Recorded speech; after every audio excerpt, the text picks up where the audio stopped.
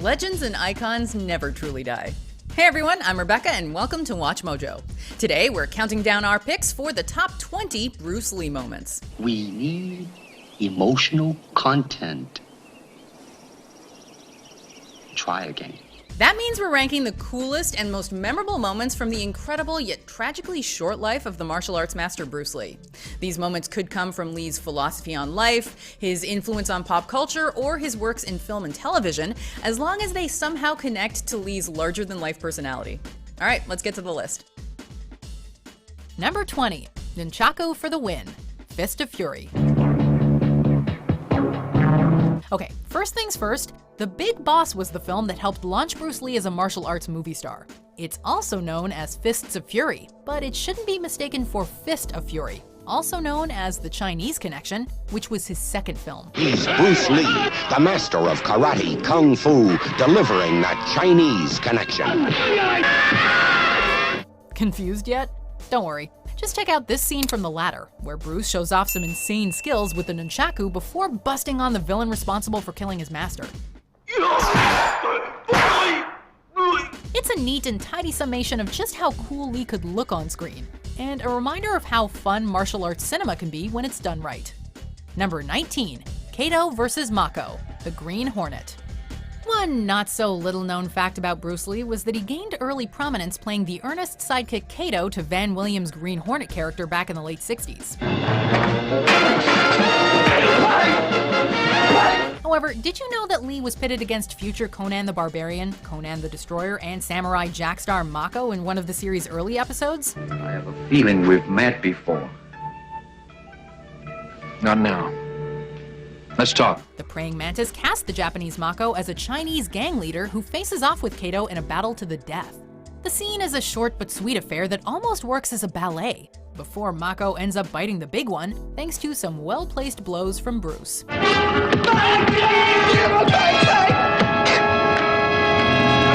Number 18, Bruce vs. Wong Jackman.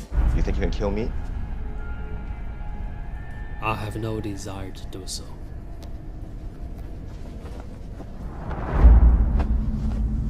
Then you just killed yourself? There will always be confusion and conjecture swirling around the next entry on our list, specifically the now mythical fight between Bruce Lee and another Chinese martial arts master, Wong Jackman. Wong went down on the ground, and Bruce was instantly over him with a fist raised and said, "Fok," in Chinese means, "Do you give up?"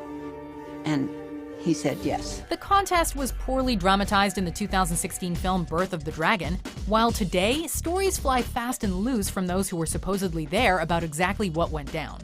Some sources, such as Lee's widow Linda, claim that Mann was upset about the mainstream popularity of Bruce's martial arts classes, while others claim the contest arose from Bruce's noted egotism and an open challenge to any martial artists in the San Francisco area. It was not taken well. They wanted to shut down this egotistical, brash youngster.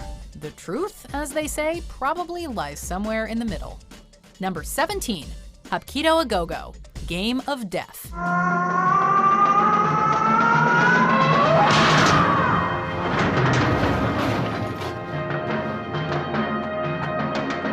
Game of Death was the last film Bruce Lee would partially complete before his untimely death in 1973.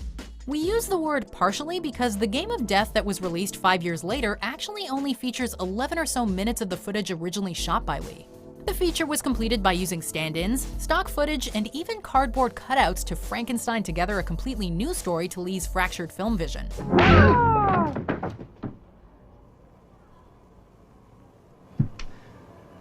You shouldn't have done that. One of the scenes that did survive was an excellent sequence of Bruce fighting Chi Han-che, a master of the Korean martial art known as Hapkido. The scene is an excellent clash of styles, as the pair feels each other out before bursting into a flurry of kicks and punches.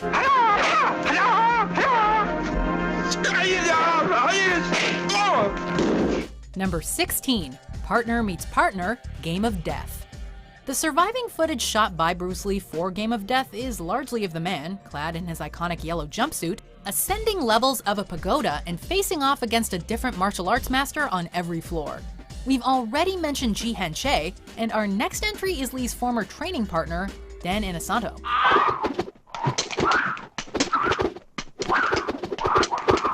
was Inosanto who taught Lee to use nunchaku in the late 60s, and who helped hone Bruce's weapon skills.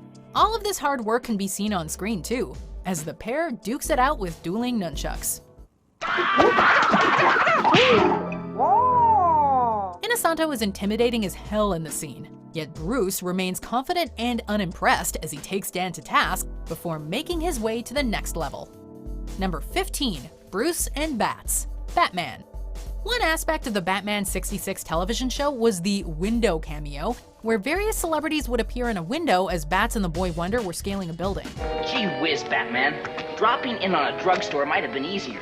One such cameo occurred in the episode The Spell of Tut, where Bruce Lee and Van Williams appeared as the Green Hornet and Kato. What are you doing here? I might ask you the same question. Pursuing the enemies of law and order wherever they happen to be. Aren't you in the wrong city?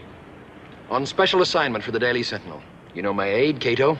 Robin, the Boy Wonder. This walk-on role would be expanded on the two-part narrative in A Piece of the Action and Batman Satisfaction, where Lee and Williams actually get in on some of the crash-bang-wallop action.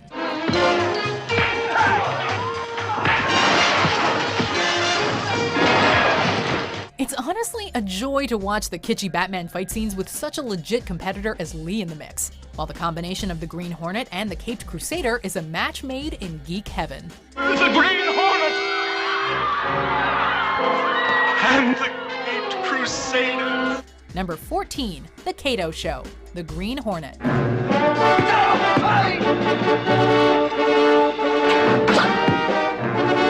Bruce Lee achieved a lot of success as Kato, so much so that the advertising for the program was shifted in Hong Kong to present Lee's character as the star. The Kato Show enabled Bruce to get a foothold into developing the sort of martial arts crossover films he wanted to make, such as Enter the Dragon, while at the same time increasing Lee's stock among the Hollywood elite.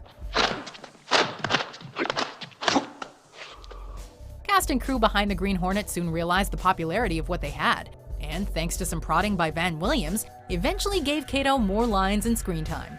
Excuse me, please. Let me.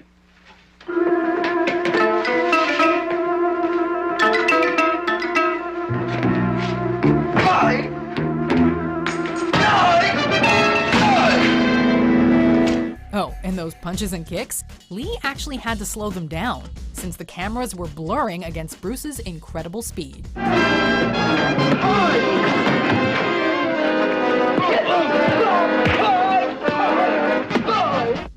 Number 13. It's nunchaku time again. Way of the Dragon. You're crazy. Although Bruce Lee didn't finish his work on Game of Death, he did complete directorial duties on this 1972 hit Way of the Dragon. The film features a number of Lee's most iconic moments, not the least of which was this back alley brawl with some intimidating nunchaku action. Get him!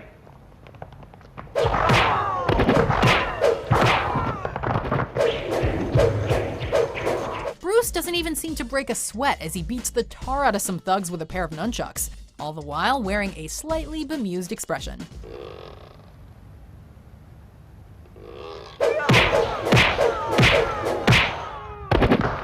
This scene drives home a bit of the film's comedic edge, as the thugs cautiously approach Lee as a group, then one at a time, only to be beaten back with ease at every moment.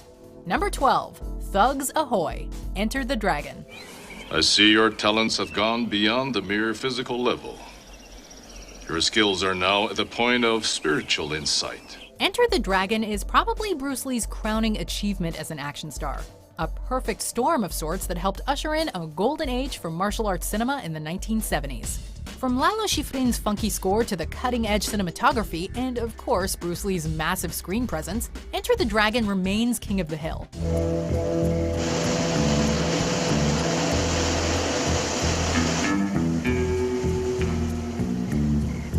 One highlight for Bruce in the film is the scene where his character fights off a seemingly endless horde of guards on a remote and mysterious island.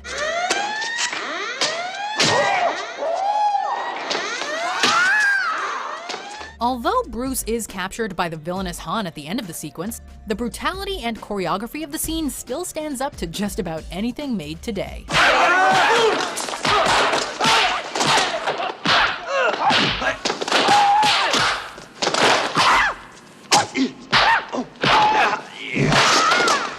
Number 11. the 1-inch punch. Bruce Lee created his own hybrid form of martial arts, known as Jeet Kune Do, in 1967, after training in the Wing Chun technique early in his career. Jeet Kune Do was also known as the Way of the Intercepting Fist, and brought with it another popularized Bruce Lee technique, the 1-inch punch. It's a technique not a fighting technique, but a technique to show that you can generate power with speed and technique. If you're only 1 inch away? Correct. As opposed to having big mass or having to wind up. Bruce brought this idea of close-quarter fighting from the southern Chinese schools of his ancestors and exploded in the public consciousness after he demonstrated it at the 1964 Long Beach International Karate Championships.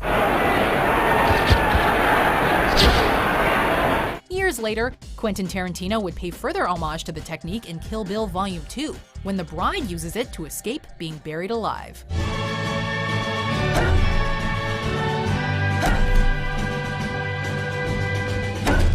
Number 10. O'Hara gets his. Enter the Dragon. Or don't hit back.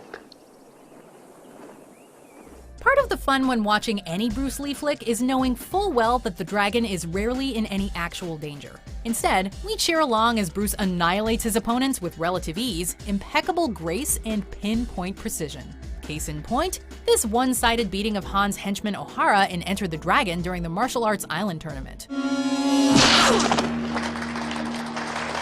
Lee's motives are very personal as he picks off O'Hara at every turn, seeking to avenge the death of his sister. The villain tries to cheat and attacks Bruce wildly, but the fight ends with one final jumping stomp as Lee turns O'Hara's lights out. Permanently.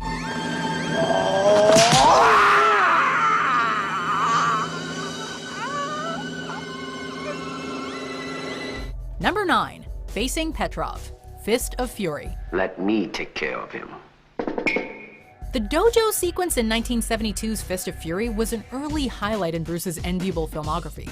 Specifically, the scene where Lee takes on Petrov is one that's steady and measured, miles away from the more comedic and cartoonish kung fu vibe of later Lee films.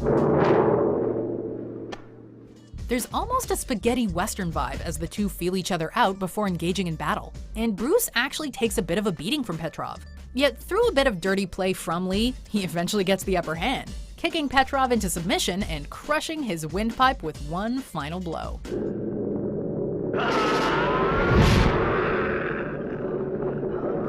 Number 8. Dojo action. Fist of Fury. You didn't think we were gonna stop there at the dojo fight, did ya? Not a chance, because this sequence is chock full of memorable moments. Fist of Fury is actually a film with a lot of cultural subtext, as it touches upon Chinese resentment against Chinese imperialism, as well as their experiences with racism and prejudice.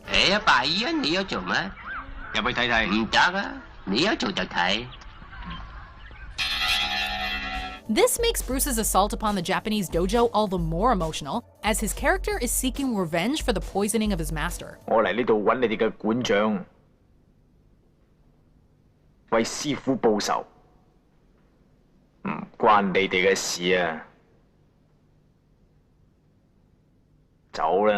Lee's initial calm soon gives way to an all-out shirtless attack, utilizing weapons and technique to systematically eliminate all of his competition.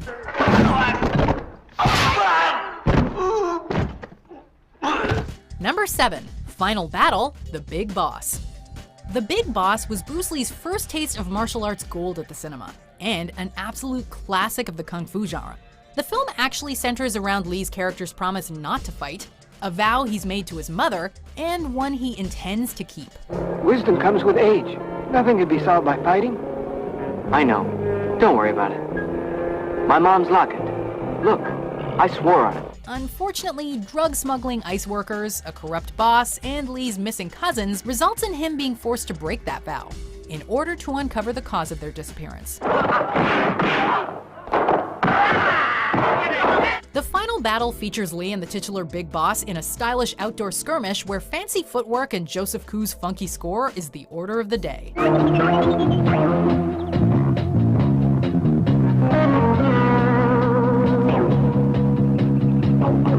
It was the first in a long line of memorable villain battles where Lee would emerge victorious. Number 6. Be like water. Empty your mind. Be formless. shapeless, like water. We mentioned Jeet Kune Do earlier in our list as the way of the intercepting fist. Another important tenet of Bruce Lee's martial arts philosophy was its intrinsic nature as something of a hybrid. As such, Lee stressed that his students should, quote, be like water, adaptable to anything that should face them in a competitive situation. Bruce's idea was that water should be able to flow and move freely, and that no one should become stuck in rigid repetition in any regard. And you push it out, but all the time you are keeping the continuity going. Bending, stretching, everything. You just keep it moving. Instead, Bruce Lee's mantra of be like water could be applied to just about anything in life. To be constantly aware, awake, and open to new things. Now you put water into a cup. It becomes the cup. You put water into a bottle, it becomes the bottle. You put it in a teapot, it becomes the teapot. Now water can flow, or it can crash. Be water, my friend. Number 5. Ice Factory, The Big Boss. I had an idea you'd be snooping around. Father told you to mind your own business. This supremely fun set piece serves as one of the finest in all of Lee's finished films. The Ice Factory sequence in The Big Boss is the first time we see Lee's character of Cheng Chao-won engage in any physical violence, when a riot erupts at his workplace.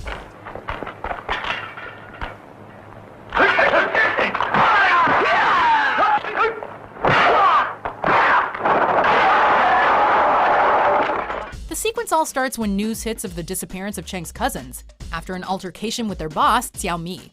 The scene is super violent and bloody, with enough slashing, slicing, and dicing to make it stick out from Lee's more traditional martial arts sequences. It may not be kitschy, but for those searching for a little more realism from Lee's filmography, this is the flick for you.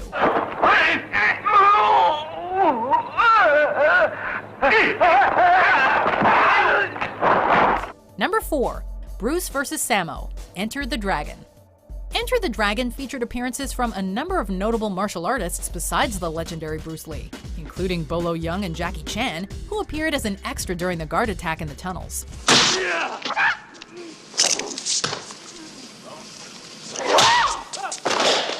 Another was Sammo Hung, who spars with Lee early on in the film in a scene that may be one of the film's most underrated.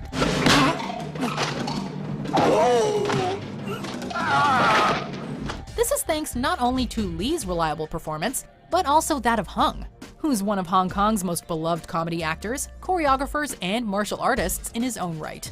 Hung honestly shines alongside Lee in the contest, moving with the grace of a man half his size, while the sparring contest is brisk, engaging, and supremely fun to watch.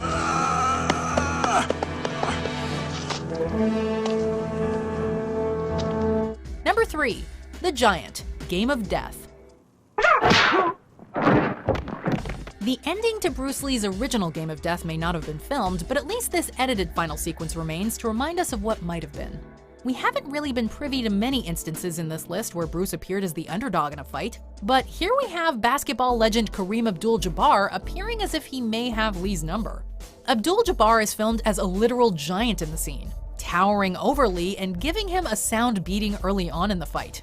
That is, until Bruce realizes Kareem's sensitivity to light and uses this as an advantage, going back and forth until finally getting in close enough to choke Abdul-Jabbar to death in a headlock.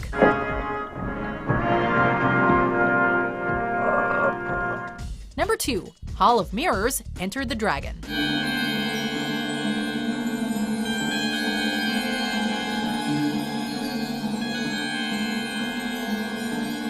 There are plenty of set pieces in Enter the Dragon that stand out from the crowd, but none quite possess the same magic as this climactic fight between Bruce Lee and the villainous Han.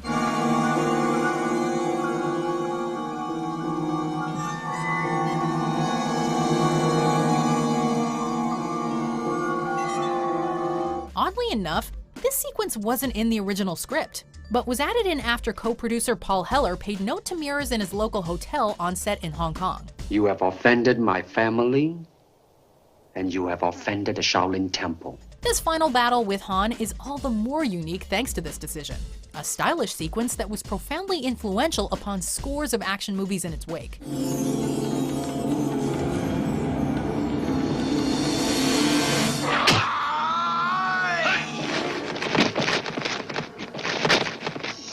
the hard work of Lee and co-star Shekin to the cinematography of Gilbert Hubbs, it is a perfect ending to what's perhaps the most popular martial arts movie of all time.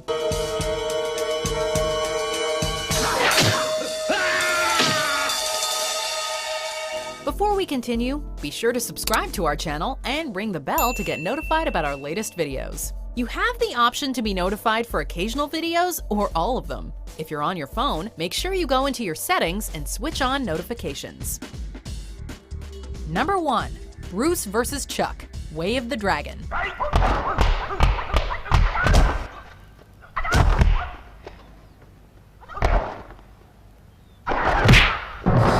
What more can we say about this epic 10-minute clash between two masters of their craft? The scene is shot like a classic Western standoff, with plenty of time for Bruce Lee and Chuck Norris to warm up and feel each other out before delivering one of the martial arts genre's most beloved exhibitions.